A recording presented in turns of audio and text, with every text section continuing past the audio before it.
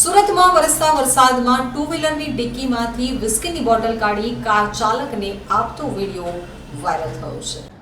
મળતી વિગતો પ્રમાણે સોશિયલ મીડિયામાં એક વિડીયો વાયરલ થયો હતો, જેમાં રેઇનકોટ પહેરેલો એક યુવક વરસતા વરસાદમાં પોતાના ટુ વ્હીલરની ડિક્કીમાંથી દારૂની બોટલો કાઢી નજીકમાં ઊભી રહેલી ઇકો કારના ચાલકને આપતો વિડીયોમાં નજરે પડે છે, જે વિડીયો નાનપુરાના નામે વાયરલ થયો હતો। પોલીસ આ મામલે હરકતમાં આવી ગઈ છે અને ગાડી નંબરના આધારે તપાસ કરી હતી। તો પોલીસ તપાસમાં વિડીયો વનિતા વિશ્રામની પાછળનો નીકળ્યો છે। આખરે આ વિડીયો ઉમરા પોલીસની હદમાં અઠવા ગેટ વનિતા વિશ્રામની પાછળના હોવાનું પુરવાર થયું હતું, જેથી ઉમરા પોલીસે આદર્શ પછાત વર્ગ સોસાયટી પાસેથી કપિલ જેઠાલાલ પટેલ અને મોહિત મહેશ પટેલને પકડી પાડ્યા હતા। વિસ્કીની 4 બોટલ મળી કુલ 2.52 લાખનો મુદ્દામાલ જપ્ત કર્યો હતો। પોલીસે ઇકો, જ્યુપિટર અને વિસ્કીની 4 બોટલ મળી કુલ 2.52 લાખનો મુદ્દામાલ જપ્ત કર્યો હતો।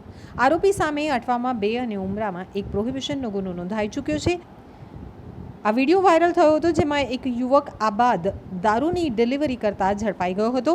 ત્યારબાદ વિડીયો બનાવનાર યુવકે બોલાવ્યો હતો, જેથી વિડીયો બનાવવામાં આવ્યો હોવાની જાણ થતાં તેણે સોરી કહી બીજી વાર નહીં આવું કરે તેવું જણાવ્યું હતું।